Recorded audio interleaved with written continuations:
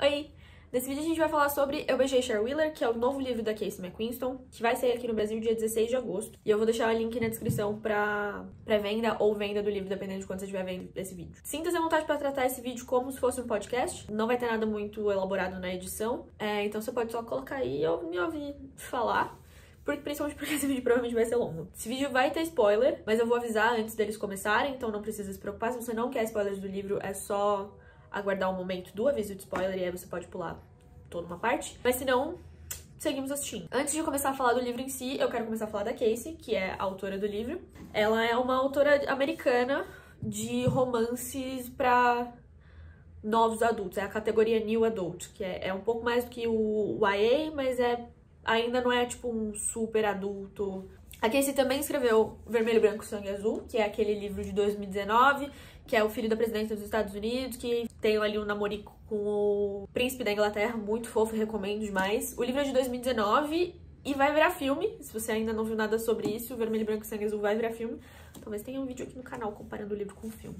E ela também lançou A Última Parada em 2021, que é um romance sáfico meio vibes de Volta pro Futuro.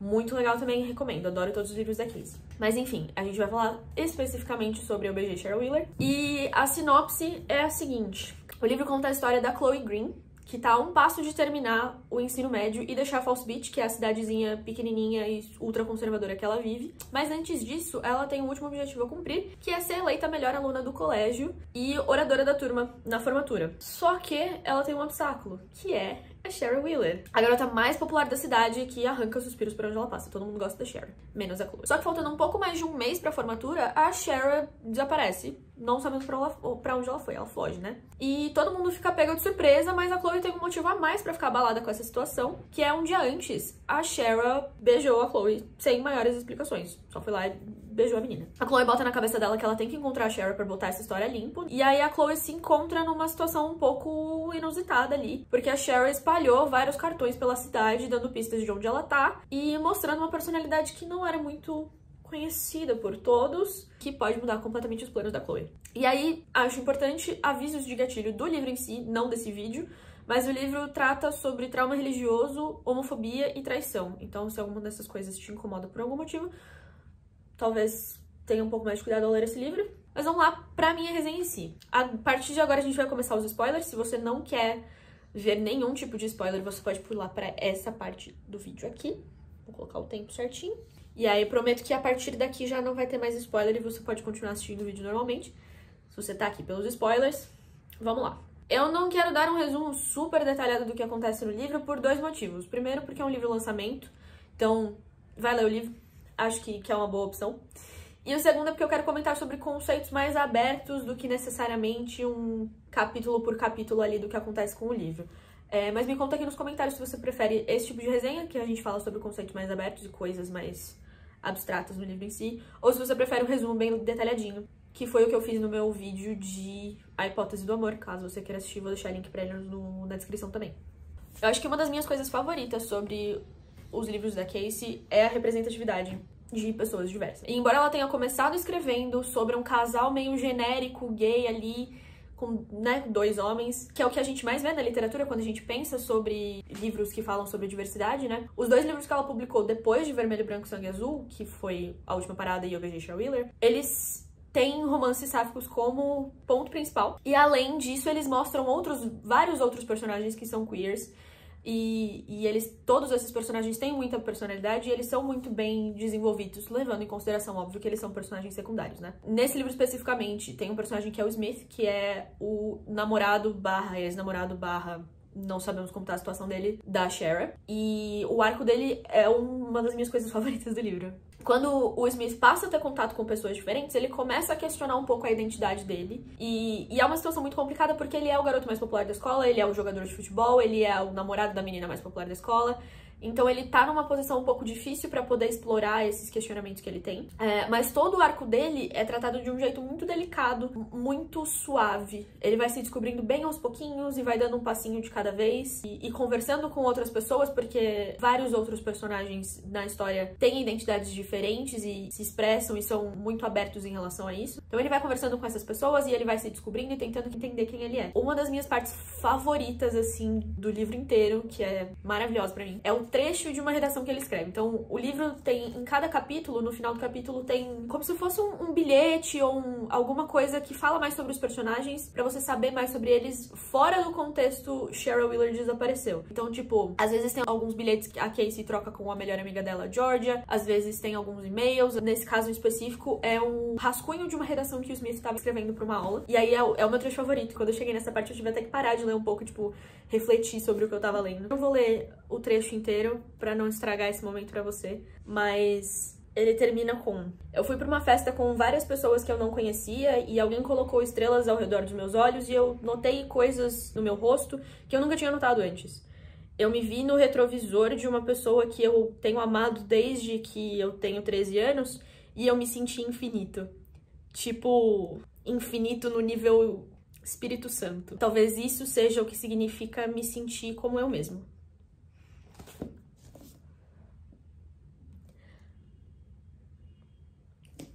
Esse é o nível das discussões que acontecem nesse livro. Cara, eu li isso e eu tive que parar e, tipo, sentir. Uma outra coisa que eu gosto muito nesse livro é que a Chloe tem duas mães. E assim, de cabeça eu não consigo pensar em outra história que mostra um casal LGBT mais velho, mas eu acho que é um tipo de representação muito legal pra ter num livro pra esse público, né? Pra um público mais jovem, mais adolescente. Eu acho muito bacana o jeito que a Casey mostrou a relação das duas, e mostrou como uma coisa saudável, como um relacionamento super feliz, cheio de comunicação, em que elas se entendem muito bem e se amam muito, claramente se amam muito. Outro ponto que eu achei muito interessante é o fato da Chloe ser filha de um casal sáfico, ser abertamente bissexual, ter vindo de uma cidade grande em que ela se sentia mais confortável com todas essas questões dela, ela não sentia que ela precisava esconder quem ela é, ou quem a família dela é.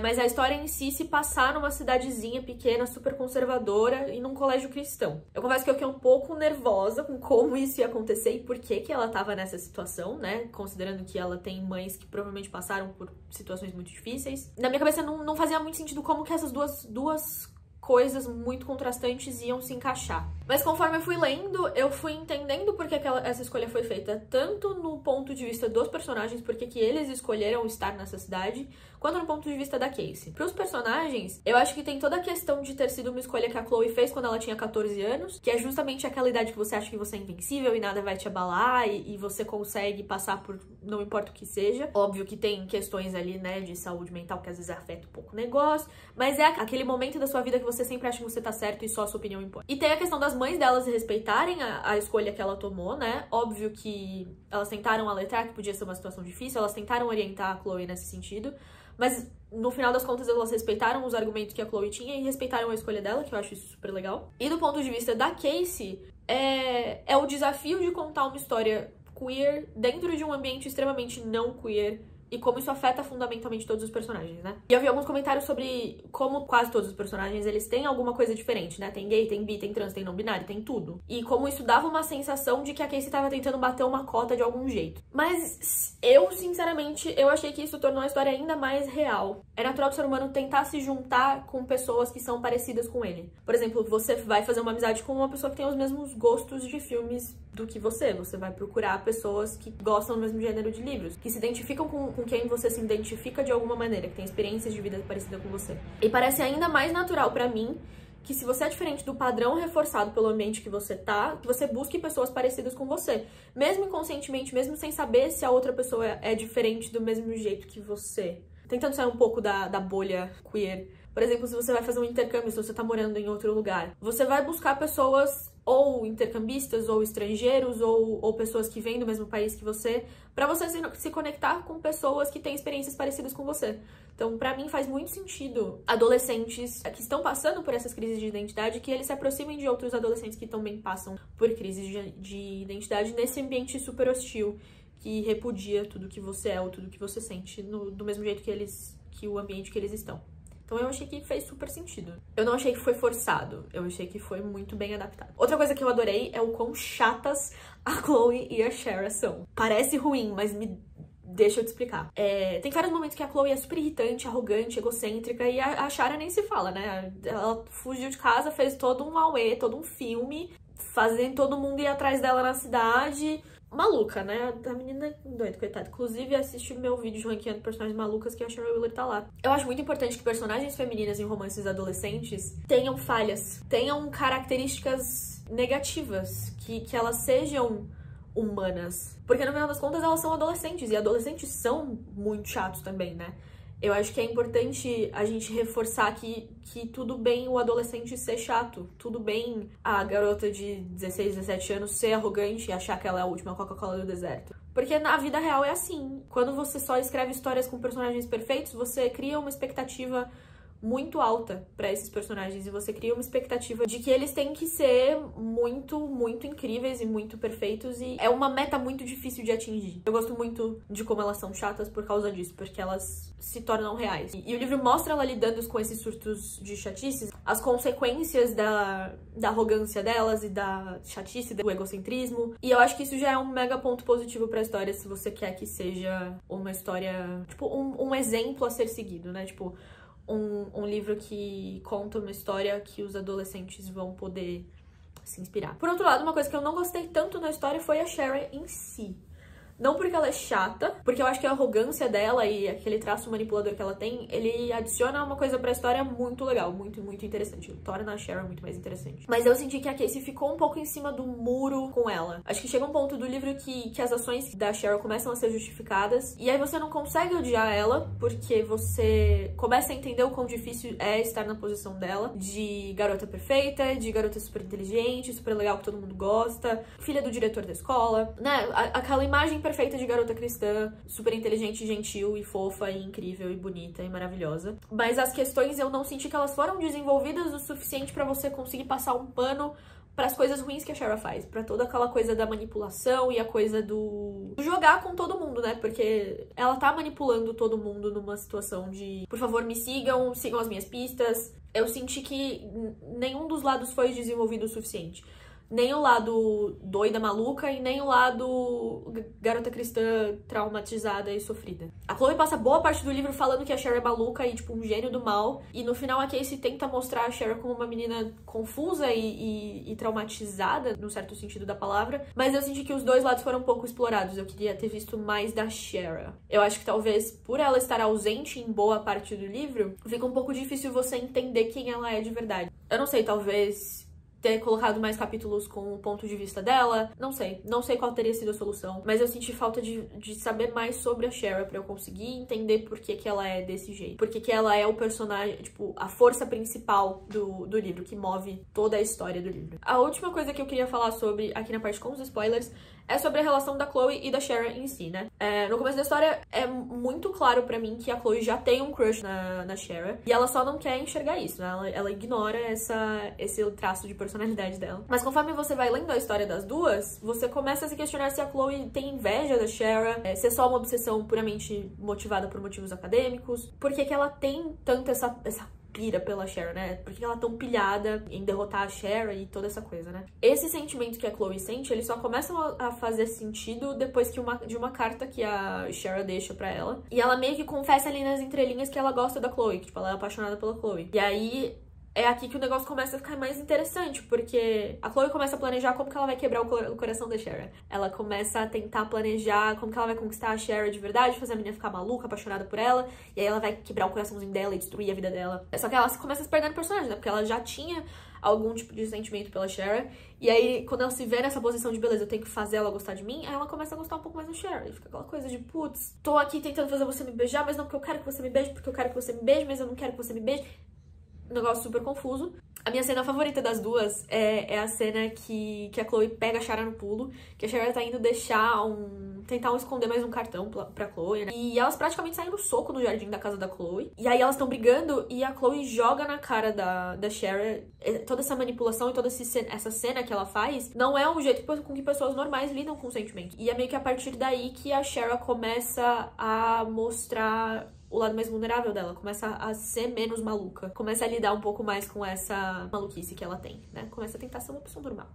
Eu não sei se eu tenho uma conclusão pra esse pensamento, mas o livro inteiro eu fiquei me questionando sobre o sentimento das duas e como não é muito saudável, mas como a vibe meio doida das duas se complementa e se combina, e como eu acho que elas não funcionariam com outras pessoas, elas não funcionariam num relacionamento romântico com outras pessoas. Eu gosto muito de como as duas são super intensas e de como a Chloe bate de frente com a loucura da Sherry e ela dá uma segurada nesse lado manipulador, mas ao mesmo tempo ela traz coragem pra Sherry ser quem ela realmente quer ser. Ela funciona meio como uma inspiração e um catalisador pra essa mudança da Sherry. E a partir daqui não temos mais spoilers. Se você pulou a parte dos spoilers, seja bem-vindo de volta. Outra coisa que eu queria falar sobre algumas comparações que eu vi desse livro com Garota Exemplar da Gillian Flynn. Sinceramente, eu achei muito injustas essas comparações. Se você já viu meu vídeo de ranqueando os personagens malucas, você sabe qual é a minha opinião sobre Garota Exemplar. Spoiler, é uma obra de arte. E embora eu consiga enxergar um ponto específico em que as duas histórias são parecidas, os livros, eles são pra públicos tão diferentes entre si que a construção da história é completamente diferente. É só a fugida ali da personagem que é comparável. Nada do que acontece depois disso dá pra você comparar. Se você tá pensando em ler esse livro porque você acha que vai ser parecido com Garota Exemplar, você vai se decepcionar. Ignora essa comparação na sua cabeça, finge que isso aí não existe, porque só vai ser uma decepção. Se você quer um livro vibe Garota Exemplar, vai ler Garota Exemplar. Por outro lado, uma comparação que eu achei muito justa foi com Cidade de Papel, do John Green, que inclusive é mencionado no livro. A Casey, logo no começo do livro, nas primeiras páginas, ela compara a situação da Cheryl fugindo e deixando as pistas pra trás com Cidade de Papel, que é basicamente o mesmo plot. Os dois livros têm a garota que some, deixa a pista pra trás, e as reflexões adolescentes de pessoas descobrindo quem são, e eles são voltados pro mesmo público, né? Então eu acho que é uma comparação um pouco mais válida da gente fazer. Alguns comentários que eu vi em relação a isso, eles eram meio tentando diminuir o Eu Beijei Cheryl Wheeler, meio que tirar o mérito da Casey como se ela só tivesse copiado o John Green. E aí, em relação a isso, eu tenho dois comentários. O primeiro é: quantos livros de fantasia você já leu que tem a base da história exatamente igual? É um protagonista meio a contragosto ali, porque ele não quer muito ser o protagonista, e aí ele encontra alguma coisa mágica, ou ele descobre alguma coisa mágica sobre ele mesmo, e aí ele segue numa jornada épica ao lado de um mentor e de um alívio cômico, né? Uma figura de alívio cômico, talvez o romance dele esteja ali também, com a missão de derrotar o grande mal da Terra. Quantos livros você consegue listar que tem essa mesma ideia? A base da história ser genérica, ou já ter sido feita antes, não importa se você traz alguma coisa única pra ela. O que me leva ao segundo ponto, que é quando você analisa o tema da história em si e não o plot, você percebe que as duas histórias são muito diferentes. Cidade de Papel é uma história sobre adolescentes crescendo e se descobrindo e questionando as expectativas do futuro. E Eu Beijei Cheryl Wheeler também fala sobre isso, mas do ponto de vista de adolescentes queers que vivem em uma cidade pequena e outra conservadora. As experiências desse grupo de adolescentes queers jamais vão ser comparáveis com as experiências de um garoto hétero que tem um crush na vizinha. Eu não tô tentando diminuir Cidade de Papel ou diminuir Cheryl Wheeler, mas eu acho que essa comparação é mais justa porque você tá comparando públicos mais parecidos, públicos-alvos mais parecidos, né? Os dois livros são feitos para adolescentes, mas ainda assim, os dois livros são muito diferentes e cada um tem uma coisa boa, diferente pra você tirar deles. Acho que, no geral, o livro é muito gostoso. A escrita tem a marca registrada aqui, se você lê o livro, se você já leu Vermelho, Branco e Sangue Azul e A Última Parada, você sabe que você tá lendo um livro da Casey imediatamente. Tem vários momentos engraçados, vários momentos inteligentes, vários momentos doces, vários momentos que te deixam com o coração quentinho. E a habilidade que a Casey tem de construir as cenas faz você ficar imerso no mundo da história de um jeito maravilhoso, assim. Os personagens secundários, eles roubam a cena 100%. Eu gosto muito da Sherry e da Chloe, mas eu acho que os personagens secundários brilharam muito na história. Cada um deles tem um mini arco de desenvolvimento que faz você se apaixonar por todos eles. Não tem um único personagem nesse livro que eu não gosto. Inclusive, eu adoraria ler uma história sobre o Smith. Nos agradecimentos, a Casey fala que escreveu esse livro pras Chloes, e pros Smiths, e pros Rorys, e pros Benjis, e pras Georgias, e até as Sherrys do mundo. Ela fala que ela sabe que cidades conservadoras contêm as pessoas mais queers que você pode encontrar, e que ela queria que esse livro existisse pra essas pessoas. Ela fala que se algo assim tivesse existido pra ela quando ela era adolescente, várias coisas teriam sido diferentes. E essa foi a sensação que eu tive lendo o livro. Eu queria ter lido esse livro quando eu era adolescente, e eu fico muito feliz que ele existe agora. Acho que a mensagem principal do livro é que os adolescentes diferentes do padrão, eles também merecem se ver numa história clichê de romance com personagens meio esquisitos. E é isso que esse livro é. Se você tá buscando um livro romance clichê com uma pequena diferença ali, esse livro com certeza é pra você. E é isso. Eu espero que você tenha gostado desse vídeo. Me conta aqui nos comentários se você já leu Cheryl Wheeler, o que você achou, se você concorda com os meus comentários, se você discorda. E é isso. Até o próximo vídeo.